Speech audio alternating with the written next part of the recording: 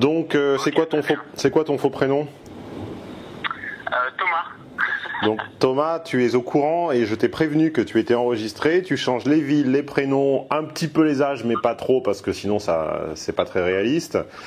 Et tu bénéficies de ce phone coaching gratuitement un dimanche après-midi à 15h54 parce que tu es VIP. Bien, merci Stéphane. Alors je t'appelle Stéphane parce que j'ai un problème dont moi-même j'ai un peu du mal à identifier.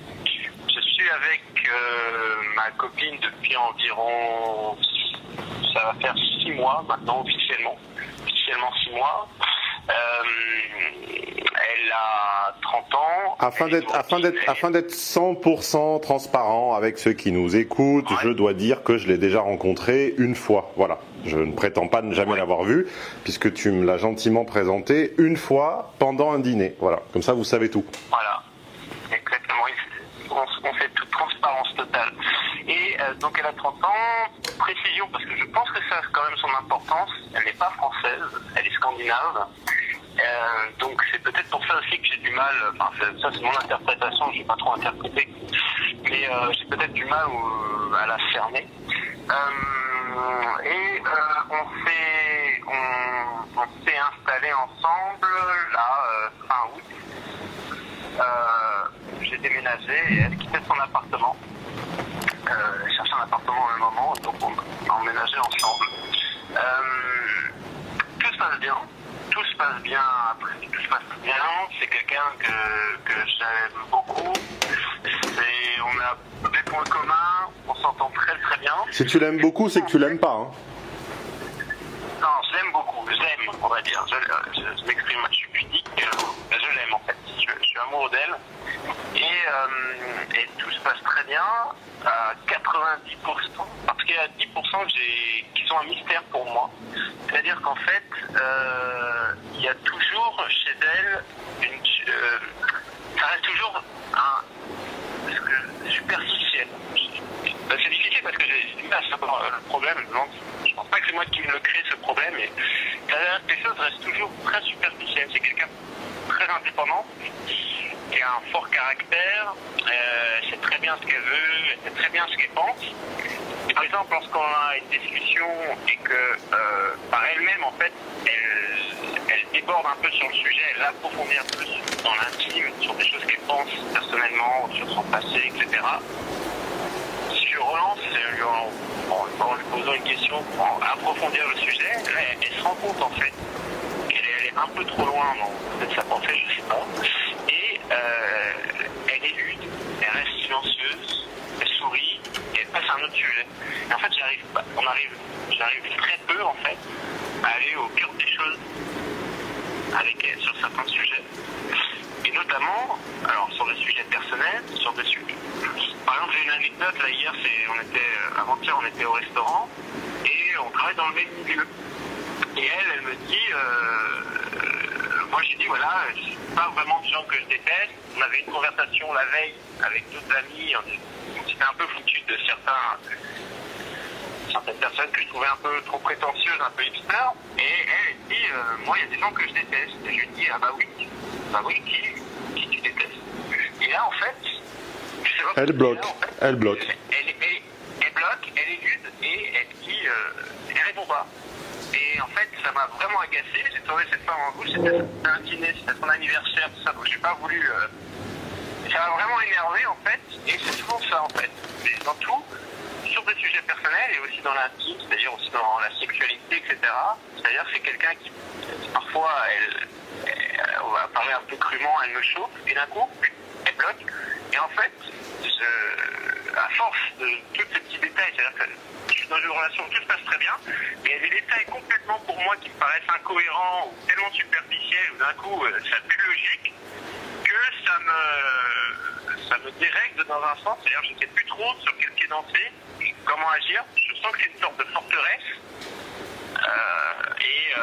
voilà, c'est pour ça que je t'appelle, mais ça reste vague quand même, j'essaie de moi-même, voilà, ça reste vague. Et je voulais savoir si tu avais toi-même vécu ça, si tu avais des pistes ou quelque chose, je sais pas. Écoute, est-ce que je l'ai vécu directement? Je vais aller droit au but, la réponse est non. Est-ce que j'ai eu un phone coaching similaire? La réponse est également non. Si tu entends des bruits de pluie très très forts, c'est parce que je suis sous un orage. Par contre, ça, intuitivement, je pense que tu es sur la bonne piste et que c'est quasiment entièrement culturel cette histoire. Ça n'a rien à voir avec son niveau d'intérêt pour toi. Je pense que c'est une forme d'éducation dont elle se fait une certaine forme de fierté, qui est de ne dire du mal de personne. On l'a peut-être éduqué à une certaine forme de bienveillance un peu abstraite. Et moi qui suis, on va dire, assez diamétralement opposé et complètement rangé du côté de la franchise, de façon un peu droitière, voire un peu exagérée, et qui dit exactement ce que je pense des gens en positif et surtout en négatif, ça m'énerverait également, mais en même temps je comprends que c'est très très probablement culturel, et que lorsque tu lui as demandé de te faire la liste de ses ennemis, je pense que dans son système, dans son éthique, tu lui as demandé quelque chose qui simplement enfreignait toute sa bonne éducation, quoi. Je pense qu'à l'instar de certaines cultures, enfin, tu sais, la boussole du politiquement incorrect et la boussole de où s'arrête l'érotisme et où commence le porno, elle est très propre à chaque culture. Aux États-Unis, on va être extrêmement cru sur certains sujets, et puis quand on a vu il y a 15 ans le bout d'un sein, enfin un téton de Janet Jackson, ça a fait un scandale. Par contre, ça dérange personne de voir le cul de la grosse Kardashian partout sur les réseaux sociaux. Pourquoi? Parce qu'elle a toujours une espèce de mini-robe transparente par-dessus. Donc, tu vois, c'est l'hypocrisie que on peut tout faire si en fait c'est légèrement voilé par une fausse pudeur, si tu veux, qui voile légèrement le truc. Donc tout à coup ça devient parfaitement acceptable.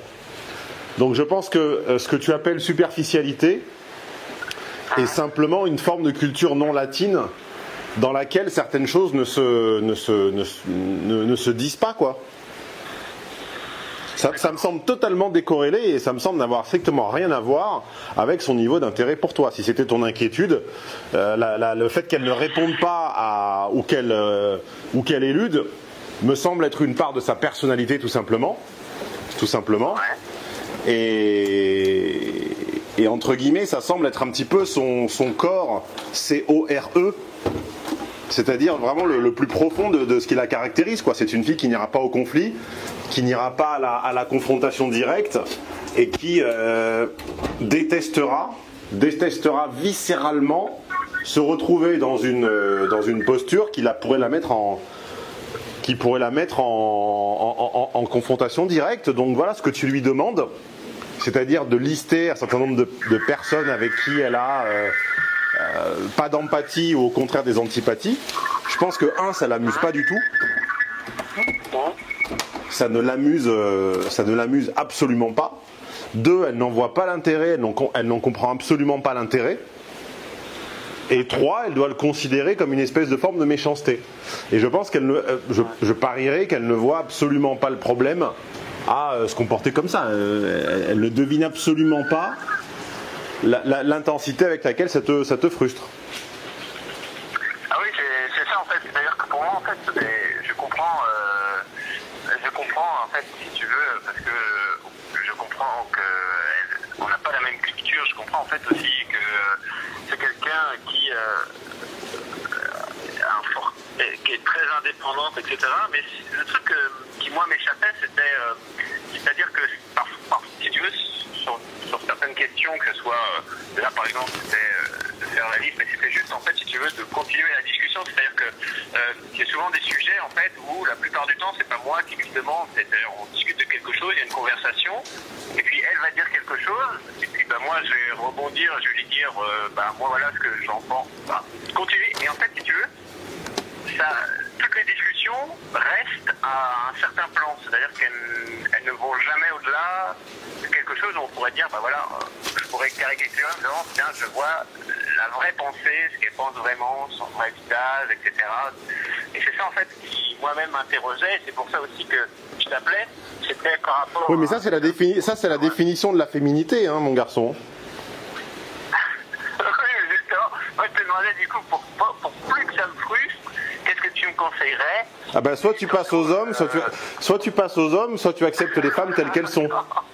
Mais tu ne demanderas pas, tu ne peux pas exiger d'une femme qu'elle défende coûte que coûte, et coup pour coup d'ailleurs, coup pour coup et coûte que coûte, une conviction réelle basée sur la suite d'un ensemble de prémices et d'arguments de démonstration et d'une conclusion à laquelle elle sera arrivée après des années et des années de patience et de réflexion, et qu'elle s'y accroche jusqu'au bout de sa vie et qu'elle la défende publiquement dans des petits débats verbaux. Je veux dire, à une microscopique exception près, la définition de F pur, c'est que fondamentalement, une croyance profonde vient d'un amour profond pour quelqu'un ou quelque chose. Mais ça, je comprends. Ça, par exemple, je comprends bien. Mais là, si tu veux, là, honnêtement, j'ai eu plusieurs relations. J'ai connu d'autres femmes, toutes françaises. C'est vrai que c'est la première femme étrangère vraiment avec qui je sors aussi longtemps. Et là, c'est vraiment quand même. Alors, c'est peut-être moi, du coup, c'est le choc culturel que je me prends. C'est vraiment. Ça reste quand même souvent, très très souvent, mais vraiment très superficiel. Ouais. C'est-à-dire que ça peut être même sur des questions anecdotiques. Donne-nous un exemple. Ah, je sais pas, mais ça peut être du... Enfin là, c'est pour ça que je t'appelle un peu dans la confusion, mais ça peut être... Je caricature à peine, mais ça peut être du style... elle me demande comment s'est passée ma journée, je lui explique ma journée, et elle, je lui explique sa journée, et ça reste très succinct en fait, c'est très rare en fait où elle... C'est comme si en fait elle voulait elle dévoilait très très peu. Vraiment très, très Mais je pense que c'est parce que sa journée n'a aucun intérêt, garçon. Okay. Elle doit considérer que sa journée n'a aucun intérêt, se comporter avec les différents phénomènes qui se produisent comme s'ils n'avaient aucun intérêt, et vivre de façon relativement détachée finalement des journées qui se ressemblent. D'accord. Il y a un écrivain que je lisais beaucoup, maintenant il a fallu à une certaine époque passer à autre chose, mais il y a 10 ans j'étais un petit peu obsédé par cet écrivain italien qui s'appelle Moravia, et une de ses nouvelles préférées s'appelle N'approfondis pas. Et c'est l'histoire d'un type qui se retrouvait toujours à approfondir avec des femmes et à penser que si elles ne lui révélaient pas une opinion profonde, une conviction profonde ou les raisons de leur action, c'était qu'elles se refusaient à lui. Mais en fait, il n'y en a pas. D'abord, et pour nuancer que ça ne soit pas sexiste, c'est d'abord d'un premier côté, c'est déjà très rare de trouver un homme qui, arrive à faire coïncider intérêt, passion et rémunération. Déjà, dans la plupart du temps, le travail est dans le meilleur des cas, un passe-temps lucratif, et dans le pire des cas, une corvée nécessaire. Deuxièmement, la plupart des défis auxquels se confrontent les gens sont des défis sans intérêt, au niveau organisationnel, au niveau arriver à survivre jusqu'à la semaine prochaine, je sais pas, payer son loyer et appeler sa maman et se déplacer d'un point A à un point B parce qu'on n'a aucun sens de l'orientation. Et finalement, ça remplit leur journée, tu vois, avec une telle routine, une telle absence, une telle répétition et un tel facteur comme ça répétitif et ennuyeux, que finalement ils sont bien à mal de te raconter quelque chose quand tu leur demandes ce qui se passe dans leur vie. Et ça, c'est déjà vrai extrêmement pour les hommes et pour les femmes. Et quand tu rajoutes une couche de compréhension supplémentaire, qui est que pour les femmes, comprendre, c'est renier sa féminité. D'où la fierté qu'elles mettent systématiquement, quand on parle de quelque chose d'un peu logique et un peu technique, à systématiquement lever les mains en l'air avec le même geste pour toutes et à dire je ne sais pas, ça ne m'intéresse pas, j'y connais rien. Dès que tu leur demandes de brancher deux trucs ensemble, c'est je ne veux pas savoir comment ça marche, tous mes amis savent que je n'y connais rien, faut pas me demander. Donc quand tu rajoutes déjà à la couche de base, d'accord, qui est l'inintérêt généralisé pour ce que les gens font à peu près tout au long de leur journée, et quand tu rajoutes la couche superficielle féminine qui est je refuse de comprendre parce que ça ne m'intéresse pas, et qu'en plus tu rajoutes un biais culturel qui est une culture nordique que je connais finalement très peu, hein. Ces pays, je les ai fréquentés à titre de touriste 2 fois dans ma vie, et j'ai eu une relation avec une Suédoise il y a des années qui s'est d'ailleurs très très mal passée, était tordue complètement, et donc on va dire que je fais des hypothèses à peu près plausibles, mais ça ne reste que des hypothèses.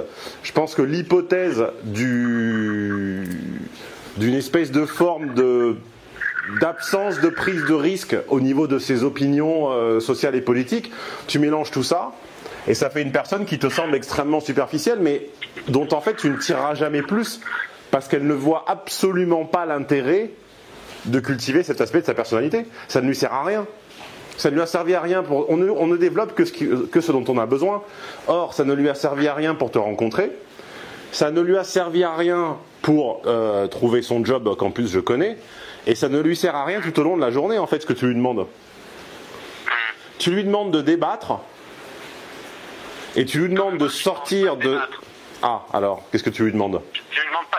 Non, mais je lui demande pas de débattre, c'est-à-dire que je suis pas là à lui poser des questions. C'est-à-dire qu'en fait, ce qui moi me surprend, c'est que c'est elle qui lance... Quand elle parle, en fait, je vois très bien, je distingue très bien, en fait. C'est-à-dire qu'en fait, elle parle et on va dire, il n'y a rien de personnel dans ce qu'elle dit. Et puis tout d'un coup, soit elle va dire quelque chose sur son passé, soit elle va dire sur quelque chose sur ce qu'elle pense vraiment, elle s'en rend compte. Et toi qui continues la discussion, et moi je m'en rends compte parce que je le vois, je la vois tous les jours, etc. Et quelqu'un va très naturellement, moi ou d'autres, mais moi particulièrement, c'est moi qui m'intéresse. Et c'est ça en fait que je comprends pas, c'est-à-dire qu'en fait, voilà, c'est ça le problème pour moi, c'est que qu'elle, avec ses amis, ses collègues, elle reste dans cette nature-là très très superficielle. Et moi en fait, qui suis son petit copain, etc., ça reste sur le même plan en fait, c'est-à-dire qu'elle va se rendre compte qu'elle a approfondi quelque chose, et tout d'un coup tu vas lui dire ah bon bah en gros je sais pas, mais sans vraiment que ça soit un harcèlement, tu vois. Et là elle s'en rend compte et elle élude quelque chose. Et pour moi, ce que je craignais ou ce que je pensais, c'est que soit ça pouvait être une explication culturelle, ou soit tout simplement c'était sur les sujets intimes, etc., je le prends personnellement. Ce qui me frustre, c'est que je le prends un peu personnellement, c'est-à-dire que c'est un manque finalement, c'est-à-dire que je suis comme n'importe qui d'autre, et il n'y a pas une vraie confiance dans le sens où lui-même ne vaut pas la peine en fait que je lui dise vraiment ce que je pense en fait. Tu vois ce que je veux dire? C'est ça en fait qui me frustre.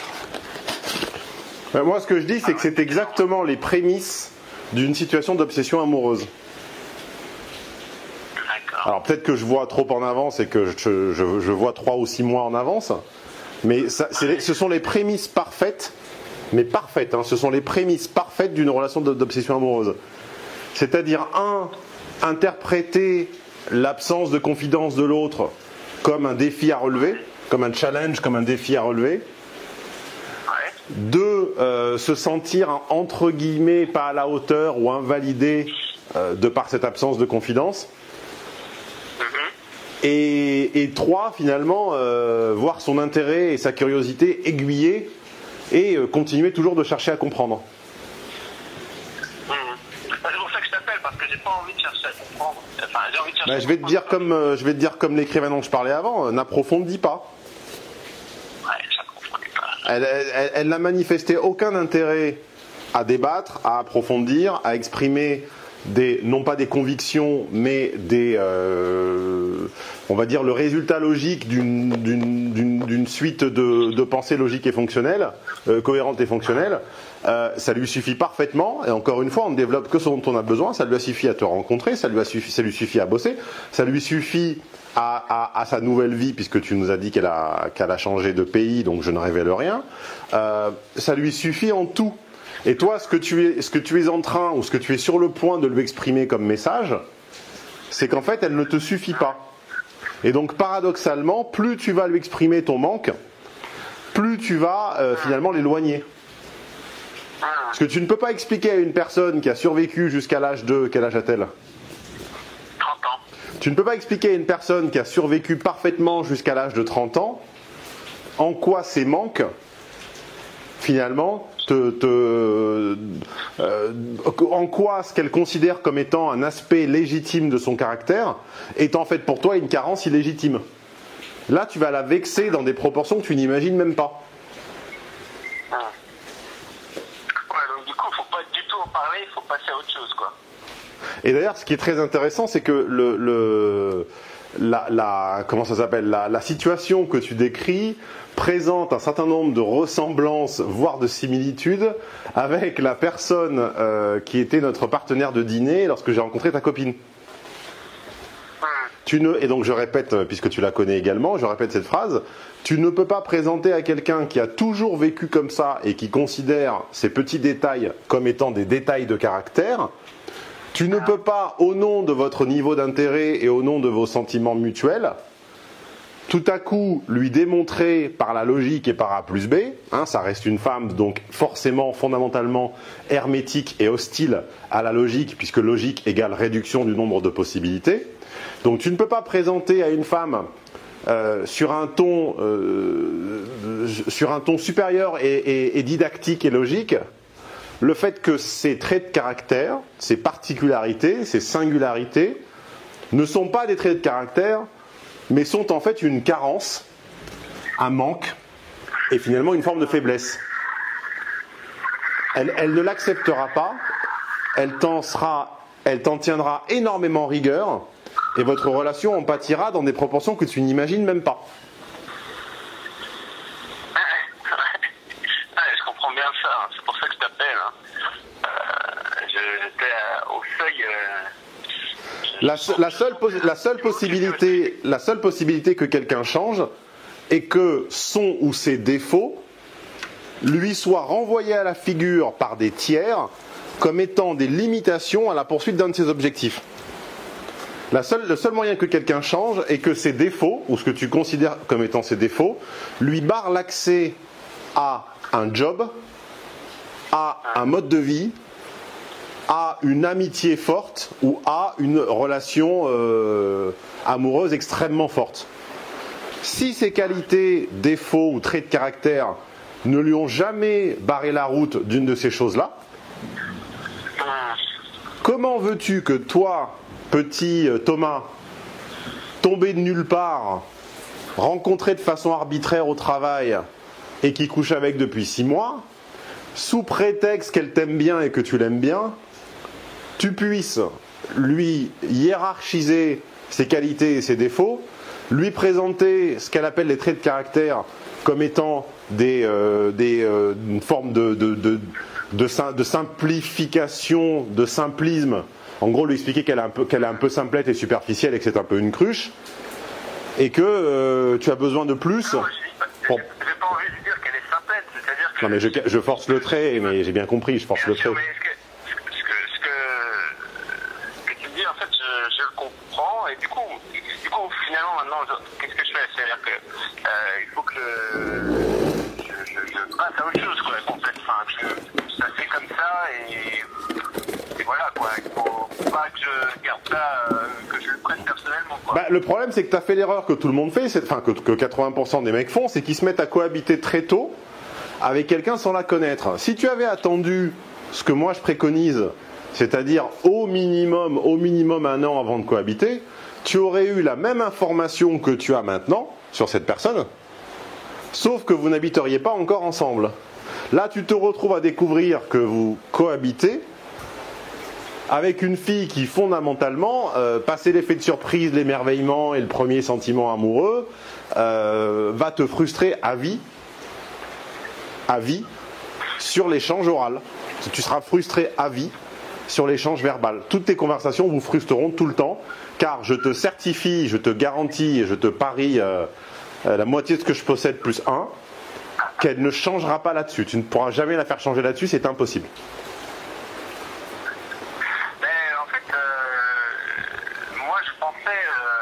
pensais que c'était le cas. Je pensais que c'était le cas. Si tu veux, c'est pas... à la limite, je voyais bien, son caractère, si tu veux. Bon, on s'est déjà rencontrés à multiples reprises. Et si tu veux, pour moi, je suis pas dans une toujours des erreurs, mais j'étais pas dans une naïveté totale. Et il y a des choses que je savais qu'elle était, que je sais qu'elle est comme ça et que c'est, on va dire, son ADN. Mais moi, en fait, ce que je voulais savoir, parce que dans certaines situations, ça n'a jamais été aussi. Par exemple, quand tu es avec ta copine, à un moment donné, en tout cas dans mes précédentes relations, il y avait quand même, elles avaient toujours leur même caractère, elles ne changeaient pas, mais il y avait une sorte d'évolution où je voyais en fait que les choses évoluaient, voilà, elles dévoilaient plus d'elles-mêmes, et il y avait plus de confidence. Que elle, en fait, si tu veux, au bout de 6 mois, ça reste vraiment exactement comme...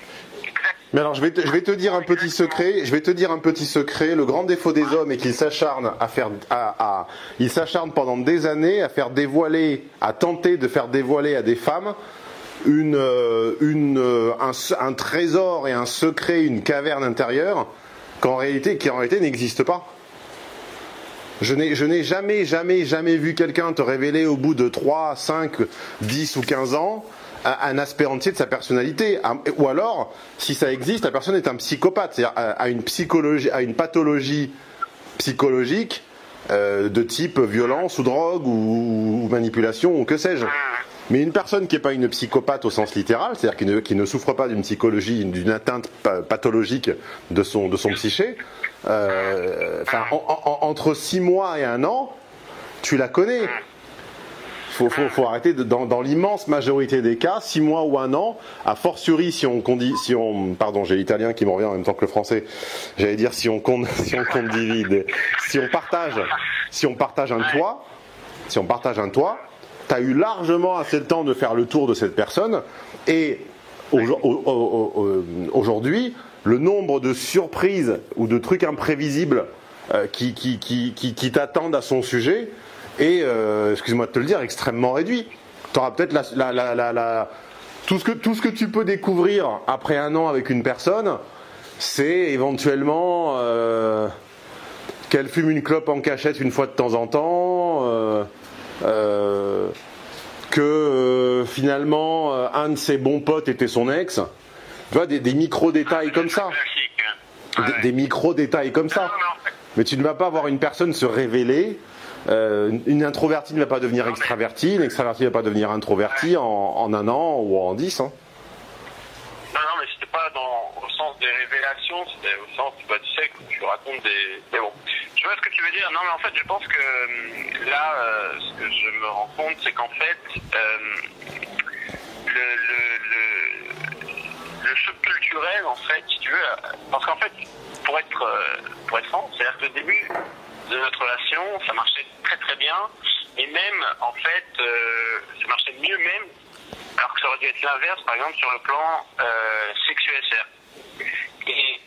Et en fait, parce que j'agissais avec, grâce à des coachings, etc., avec une certitude, j'avançais, je traçais ma route. Et en fait, je me rends compte, là, en parlant, en essayant d'éclaircir grâce à toi et ma pensée, qu'en fait, le choc culturel, si tu veux, m'a déstabilisé.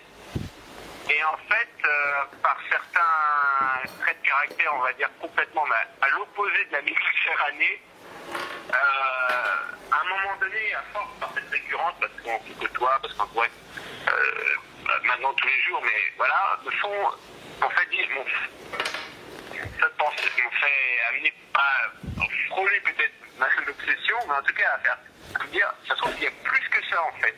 Je vais te dire un petit secret. À chaque fois que tu te dis, il y a quelque chose derrière ce rideau et je m'assigne comme mission de le découvrir, c'est un jeu auquel tu joues tout seul et auquel tu vas finir par te persuader.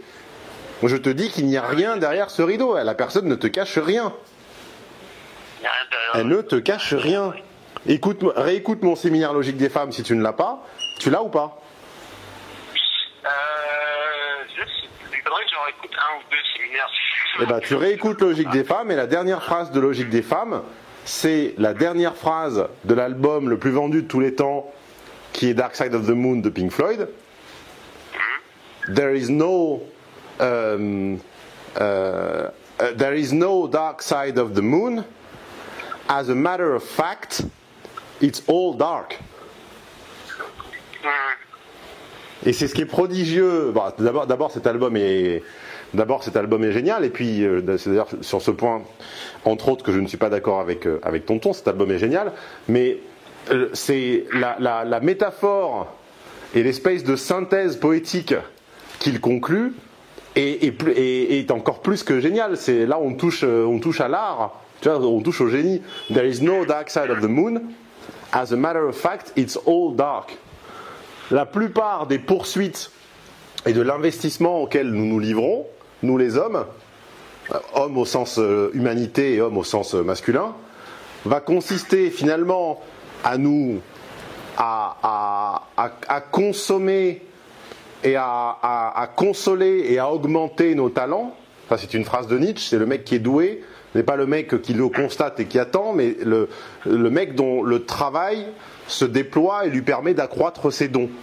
Donc la plupart des gens bons et à haut potentiel sont des gens qui, à un moment ou à un autre, pour des raisons totalement arbitraires, vont se fixer comme objectif personnel, comme mission personnelle, comme rôle dans l'existence, soit de faire grandir les autres, soit d'y découvrir des trésors cachés. Tu vois, le con de base, rabougri, aigri, pointilleux et égoïste, tu vois, n'a jamais pour but de faire grandir les autres et n'a jamais pour but de découvrir des trésors cachés, puisque par défaut sa pensée c'est que les autres lui en veulent et ne font que lui prendre ce qui pourrait éventuellement lui revenir. Donc déjà, ça veut dire que quand tu te lances à la mission de découvrir des trésors cachés chez quelqu'un, tu as déjà une bonne graine, tu vois. T'es déjà un terreau assez fertile. Tu es déjà une personne, tu fais déjà partie un petit peu éthiquement ou moralement d'une certaine forme d'élite, puisque tu vois potentiellement chez cette personne des supériorités, des facultés, des qualités dont tu penses qu'elle ne te les a pas encore dévoilées. Si tu étais un petit con de base, ce que je sais que tu n'es pas, tu n'y penserais même pas si tu veux. Ça ne te viendrait même pas à l'idée. Donc déjà, c'est assez beau que tu vois chez cette personne des qualités, etc. Par contre, attention, une fois qu'on a fait ce petit constat-là qui te beurre l'arrêt dans le bon sens, il faut également faire la fin du constat. Enfin, il faut également aller jusqu'au bout. Et la fin du constat, aller jusqu'au bout, consiste à rappeler que tu les vois parce que tu veux les voir et parce que à ce stade de ta vie, tu as décidé que tu avais besoin d'être avec ce type de personne et que tu avais besoin de t'assigner cette mission. Cette personne ne t'a rien demandé. Et le problème de s'assigner des missions avec des gens qui ne t'ont rien demandé, c'est qu'ils vont subir et ils vont accepter, ils vont le tolérer tant que leur niveau d'intérêt le permet, c'est-à-dire plusieurs mois, voire plusieurs années.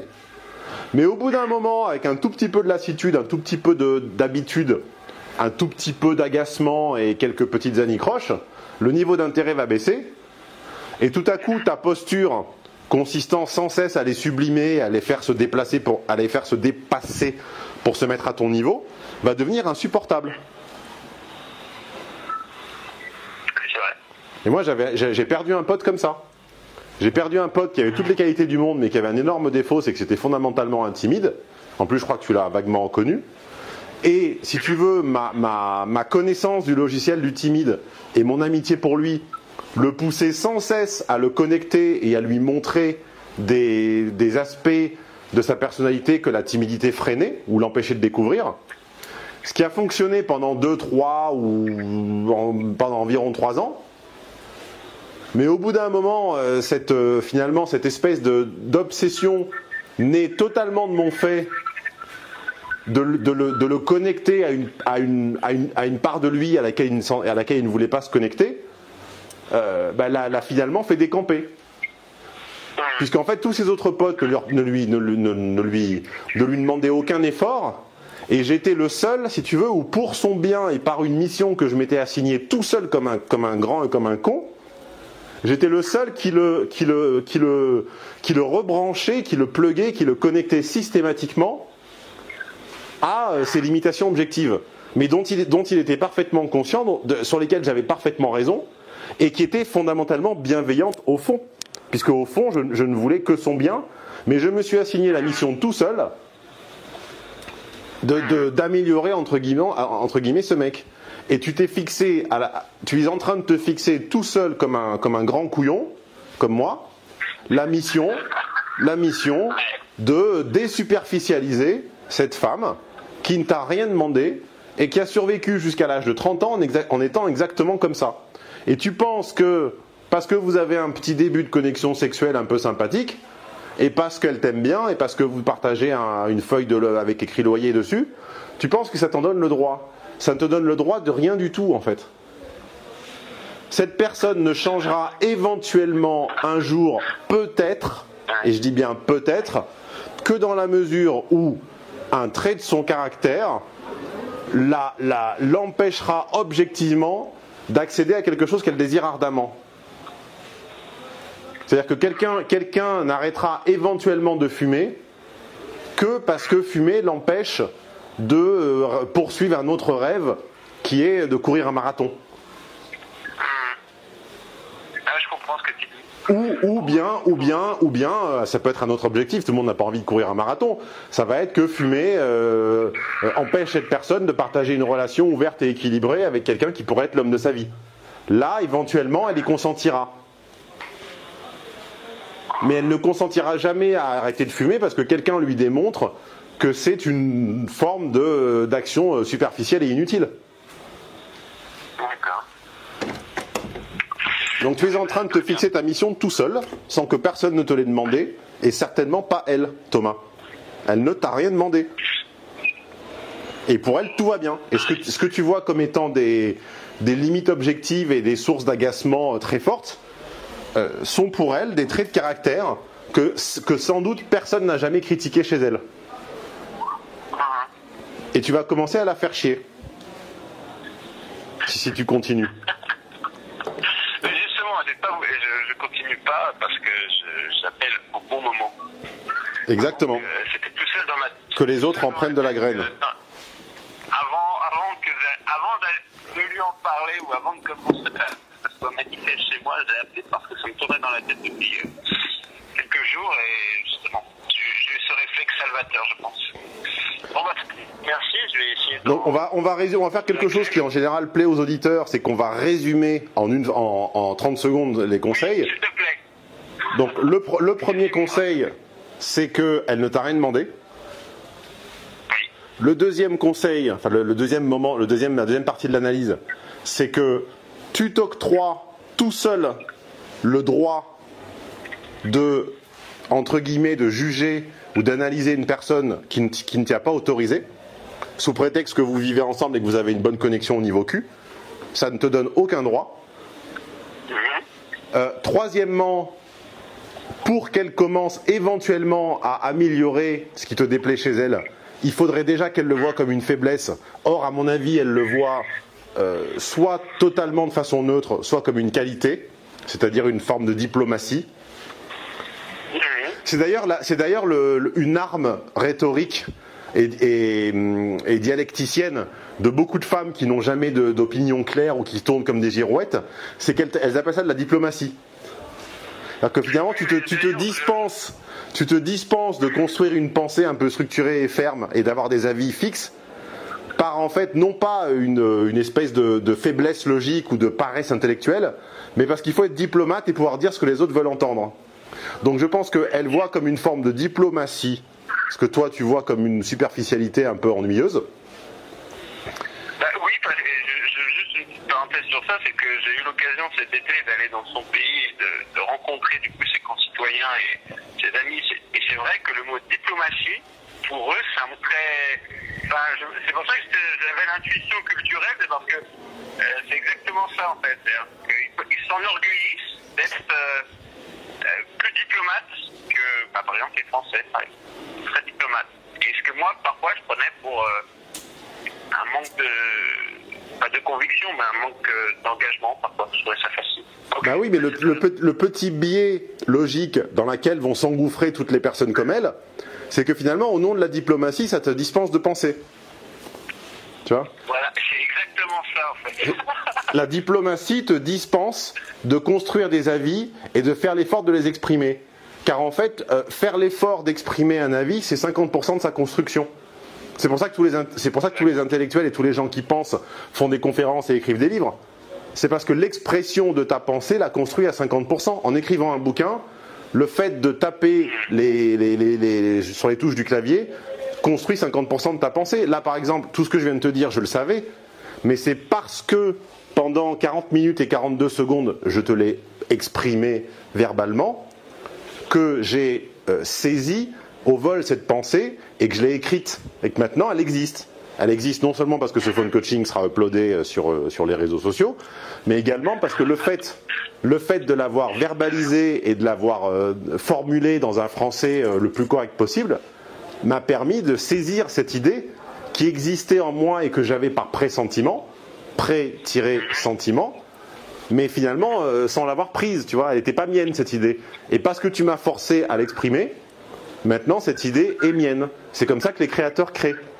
C'est pour ça que mon pote Delavier fait des petites vidéos. Il le dit d'ailleurs, c'est parce qu'en fait c'est plus facile que d'écrire des chapitres de bouquins. C'est tu parles tout seul pendant 1h30 devant ton ordi, et à un moment tu en sors 3 idées. Donc le problème de la diplomatie, c'est qu'à s'empêcher d'exprimer, c'est comme le politiquement correct, hein, tout ça sont des armes idéologiques très dangereuses, car elles permettent finalement à des stratégies un peu sous-jacentes de se développer.